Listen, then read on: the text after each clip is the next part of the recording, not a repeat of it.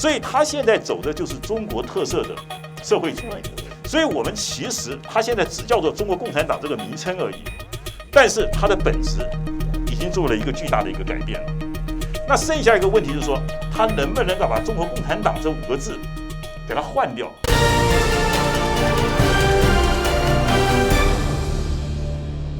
老师刚刚提到说，这40年来，中国大陆其实它的表现非常的杰出，但是呢，它一个很重要的分水岭，就是我们刚刚提到的1978年这个时候，因为1978年开始，中国大陆的表现在经济上的表现就非常的好，但是台湾这一段时间却是陷入了刚刚老师讲到的认同的问题，因为对于认同没有办法聚焦，所以导致了台湾内部的分裂。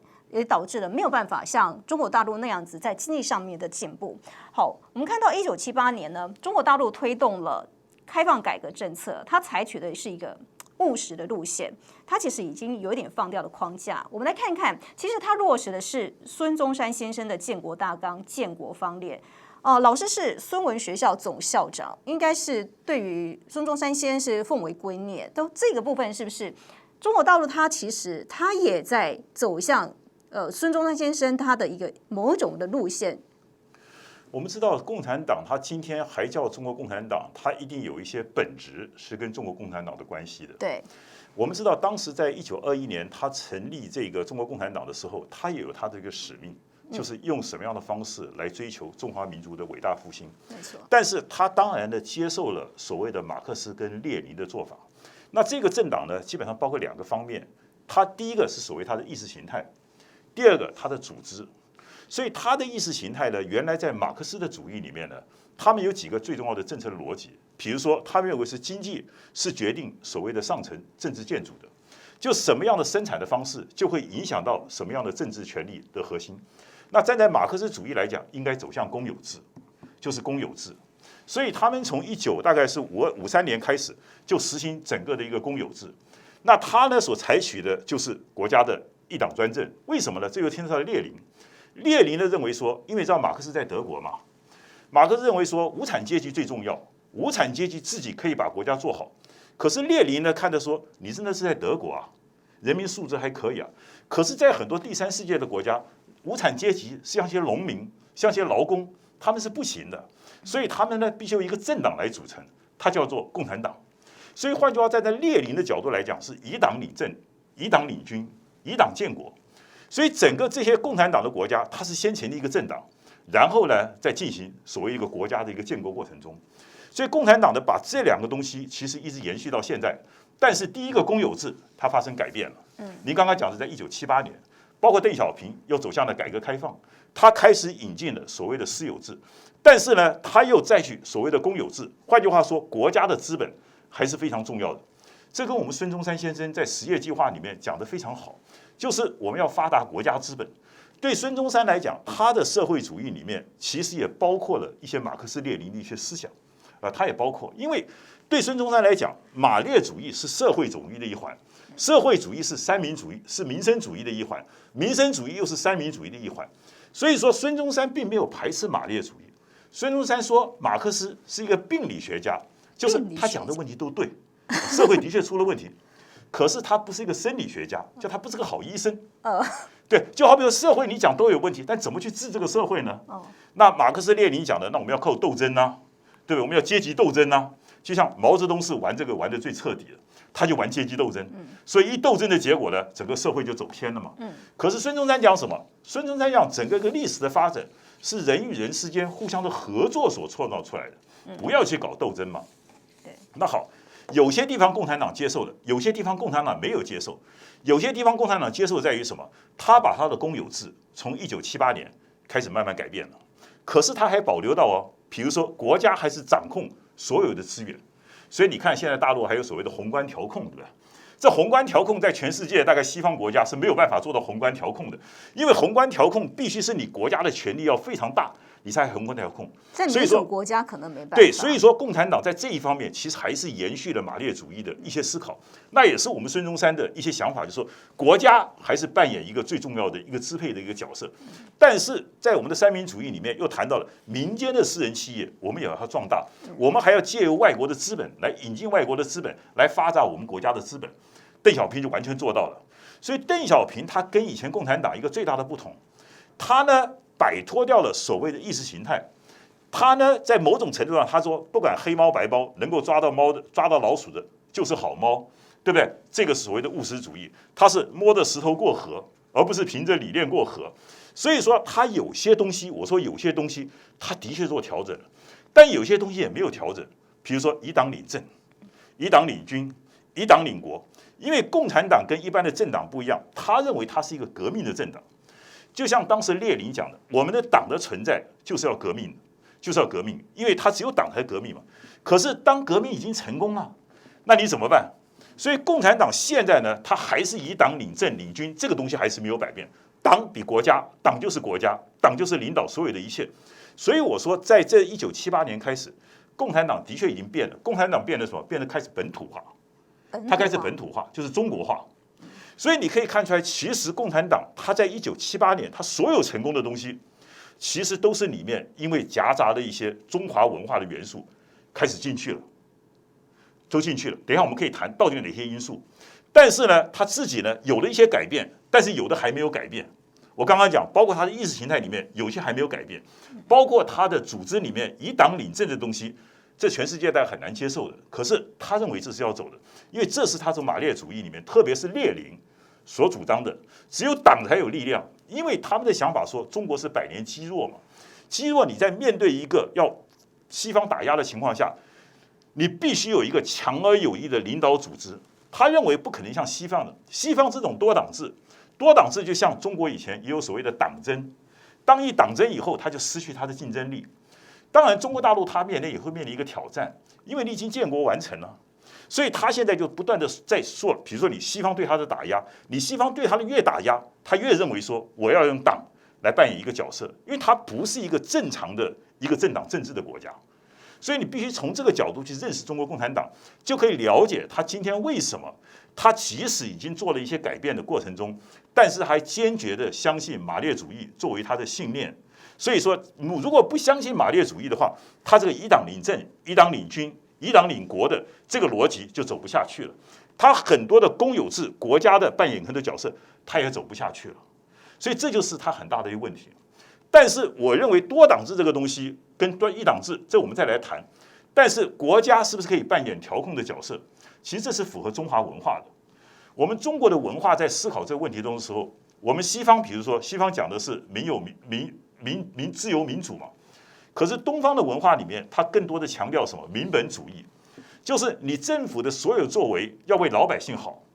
那政府呢，东方的文化里面都希望这个政府呢是大有为的政府，也就是大政府、小社会。这跟西方呢希望一个小政府、大社会，这逻辑是不一样的。所以我简单来讲，如果中国共产党他还要坚持他国家扮演一个角色，其实他不需要从马列主义那边找能量，在中华的文化里面也可以找到相当的一些能量。那另外来讲，在这个多党制还是一党专政这一方面，我觉得中国共产党就面临一个挑战，因为你现在已经建国成功了，你建国成功以后，你还要革命吗？因为以党领政，这是一个革命政党的思考，就像我们中国国民党以前也号称是一个革命型的政党。可是现在随着台湾的民主化，我们不再是一个革命型的政党，我们是一个政治参与的政党。那这个一党领政你要不要改？所以我的看法就是说，中国共产党他现在因为他不能够改，为什么？他要继续，他认为他还有下一个100年，他要往前走。而这个时候他为什么不放弃马列主义？因为特别是列宁主面的以党领政、以党领军，这在他的整个思想里面扮演一个非常重要的角色。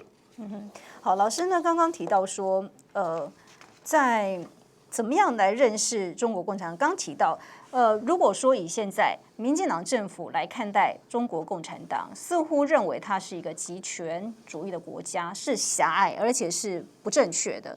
就说这个部分，其实老师刚刚已经讲得非常的清楚，也就是说，中国共产党从传统的文化，从后来马列主义跟西方的这个政党，就是中间他取出了他自己走出了自己的一条路。老师怎么看待？就是说他现在应该正确来讲，怎么讲？它是一个中国式的社会主义吗？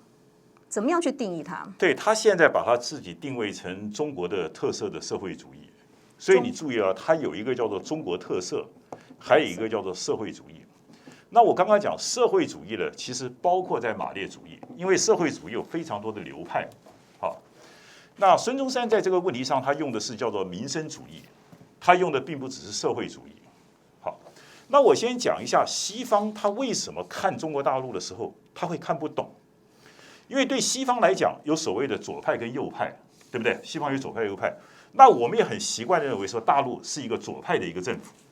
把它称为左派，那西方有左派右派，其实这完全逻辑是不一样的。因为西方基本上从它的历史的发展中，它从来没有产生过一个非常强大的一个中央集权，是在西方的文化里面没有的。即使以前有所谓西方的国王，但是国王呢，只是一些领主还有一些贵族所共同推举出来的。你从英国就看得出来嘛，你当时所谓的这个光荣革命，就是因为国王没有钱了，要向贵族去借钱，所以贵族在整个西方发展中的时候扮演一个非常重要的角色。你说像中世纪的时候，即使那些所谓的西方的西欧的君王，他还受到教廷的牵制了啊。这教廷完了以后呢，整个理性的抬头，所以西方的整个一个社会是以个人主义为核心的。个人主义里面，所以强调所谓的民权，所谓叫做民主跟自由。可是你不要忘了，这是所有西方，不管你是左派跟右派，不管西方的左派右派，它的逻辑都是以人为本，以人为本，强调所谓的民主，强调自源的。可是东方的，特别是共产党这边不一样。我们先不要讲它是共产党，就是东方的文化不一样。中国的文化里面，它有相当多的一种所谓的社会的群体主义。就像西方在谈自由民主的时候，东方强调是以民为本。就是民为邦本，本固就邦邻，也就是政治。什么叫好的政治？好的政治是一个领导人可不可以给台湾老百姓带来更大的福祉，让老百姓过得更好的生活。简单来讲，我们就说是一种冥想的概念。可是西方谈民主的时候，他谈的是一个民治的概念，就是所谓的 by the people， 就是它来取决于你这个社会是不是民主，是取决于你有没有选举权，你有没有尊重每个的个人，他们的民主、自由、人权。所以说，你西方用这个标准来认识一个东方的社会，特别像中国大陆，它其实很难去理解的。所以大陆在这个过程中的时候，它是走它的所谓的，就是看起来是一个马列主义。其实你刚刚讲，从1978年以后，它从毛泽东的所谓的斗争、阶级斗争，它转换成就是我们的经济发展、改革开放。改革开放受惠的谁？当然是老百姓嘛。然后他也从整个中华文化中提炼什么东西出来。包括我们讲的，就是说，他也开始重视他的监察制度了。包括你看最近中国大陆的改革，就是怎么样去抓一些贪官污吏，他抓得非常凶啊。那抓贪官污吏这个东西也是符合中华文化。可是你可以看到西方的民主政治现在出了很多的问题，什么？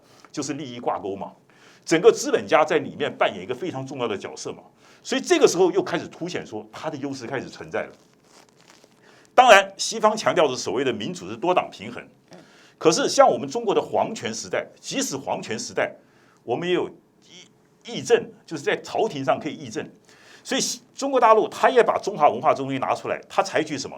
虽然是共产党专政，但是他搞一个极大民主党派，大家共同来议政。议政在庙堂之上可以议政，我们老百姓之间也可以议事。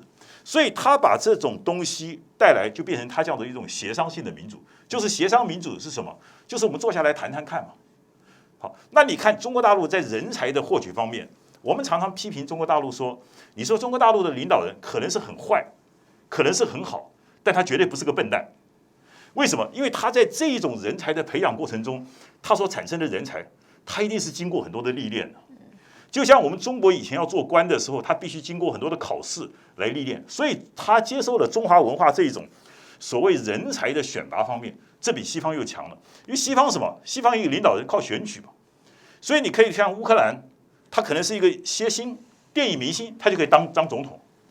那美国也是一样啊，或者西方很多的国家，也许你就是一个大学教授或者是一个演员，你都可以选上总统啊。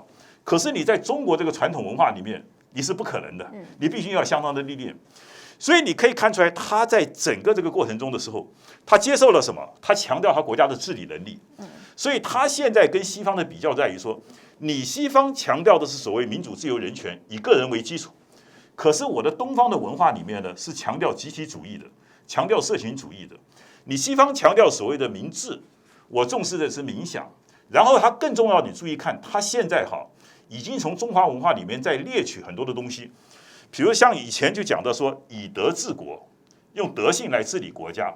好，那像习近平也讲到了所谓的你要八荣八辱啊，就是说他现在在整个治国过程中，你把它当政治宣传也好，他不断的给你一些政治的价值的教育。就像我们中国以前，我们台湾来讲，我们强调礼义廉耻啊，礼义廉耻，我们叫的为官要清廉啊，这些都是中华文化的东西里面。可是你看在西方是不一样，西方谈政治的时候，他的拉比团体是理所当然的，我的游说团体只要为了我的团体可以争夺的利益。所以你要了解整个东方跟西方，其实现在拉锯不是因为中国共产党赢了西方，而是中国共产党在1978年以后，它其实已经把中国共产党它内化，已经变成中国化了，它已经进行本土化了。它今天能够成功的，都是从中华文化里面去提炼它的一些能量，或者找寻它一个说法。只是我刚刚讲，因为它的组织还是所谓的一党专政，它现在必须拥抱马列主义。他有些东西，他必须不能够把马列主义这个神主牌给他丢掉，但是他的本质上其实已经是中国特色了。然后现在他少去讲一些马列主义，多讲一点社会主义，因为社会主义这4个字可以跟西方对话，因为马列主义这4个字无法跟西方对话，所以他现在走的就是中国特色的社会主义。所以我们其实他现在只叫做中国共产党这个名称而已，但是它的本质已经做了一个巨大的一个改变了。那剩下一个问题是说，他能不能够把中国共产党这5个字给它换掉？他又很难换掉。他不换掉，为什么呢？因为当他换掉以后，他这个以党领政、以党领军的这个所谓的民主集中制也好，或者专制也好，他就必须要做调整。所以他其实也现在两难，他怎么去跳出这个困境？这是他未来的一个挑战哦。当然挑战。对，好，老师有讲到说，中国现在可以说是一个特色社会主义，但是看起来他这条路线是成功的，是对的。好，为什么呢？我们来看到这些数据就可以知道，其实呢，中国大陆现在呢是已经创下非常多的第一，包含它的信息通畅、公路成网、铁路密布，都是创下了世界的第一。它的粮食总产量呢是持续世界第一位，220多种的工业产品的产量是世界第一位。它的制造业增加值连续11年都是世界第一。还有高速铁路的营运总里程、高速的公路里程、5G 的终端连接数，这些全部都是世界第一。好，今天中国大陆呢是已经世界第2大的经济体了。好，但是有专家预测，到了2028年，它的总量是可以超越美国，成为最大的经济体的。但是老师刚刚有提到，接下来我们不要讲说100年，我们讲近一点的，未来的10年，它可能是必须要面对的挑战，大概会有哪一些？内的挑战，对外的挑战。我觉得对外挑战现在看到，包括最近我上次上您节目也谈到他的欧洲的8天之行，他来建构一个所谓的西方的价值的大联盟，来对抗整个中国大陆。对，当然这个大联盟它的用的理由是意识形态，用所谓的价值观，但是它真正的是跟中国大陆是一个权力之争，就有点像什么？有点像我们在国共内战的时候讲的好听一点是所谓意识形态的斗争，跟共产党跟国民党，其实到了最后也是一个权力跟一个生死的斗争。好，但是即使如此，各位知道在斗争的场域中，中国共产党假如面对这一个所谓的价值斗争，你必须要有一套说辞。如果你今天没有一套说辞，你怎么去跟别人在理论上、在论述上做竞争？比如说，我刚刚讲，西方不管是左派右派，它的所有的核心价值都是相信每个个人的自由、民主、人权，这是一个西方很难撼动的。可是对于中国大陆来讲，他认为它是一个革命型的政党，为了中国的伟大的复兴，我的国家自由远比个人自由更为重要。为了国家的团结，牺牲一下个人自由又有什么关系？这是我们东方的思维，中华文化的思维。好，这2个不同思维的时候，那中国大陆在这个过程中，你怎么样去？第一个，你先在自己还没有改变以前，你怎么样去建构你的一个理论基础，这是非常重要的。像我刚刚讲，你可能就必须要把你的所谓的东方，你比较强调所谓的冥想，而西方比较强调明智，这两个概念就必须要做一个区别。比如说，我们知道林肯讲的说，美国是一个民有、明智、冥想的民主共和国。我们中华民国宪法也说，中华民国是一个民有、明智、冥想的民主共和国。可是，包括美国的经济学者得到诺贝尔和奖的史蒂格斯，他都讲了，现在美国的民主是什么？是1%的人所有，1%的人明智，1%的人所想。因为西方的社会里面，你现在看选举也是没有钱、没有权，你怎么去参加选举？而且你看现在西方的贫富不均这么大的差别，你怎么样是造就真正的是冥想？所以中国大陆它现在在经济的发展过程中的时候，它必须要建构一个它的理论基础。它的理论基础就告诉你说，我们是基本上要明智冥想，就是所谓的民本主义，它跟西方可以并驾齐驱的。所以我一直主张说，大陆在面对这个问题的时候，他应该思考说，我不是要跟你西方的文明对话，而是要提出我的一些文明的论述，能够丰富你西方文明的内涵，然后我们这个社会真正走向多元，让这个社会可以用人民能到更大的力量。所以说，可以用他的民本思想跟西方的民主思想某种程度上是连接，我觉得这是中国大陆要思考的。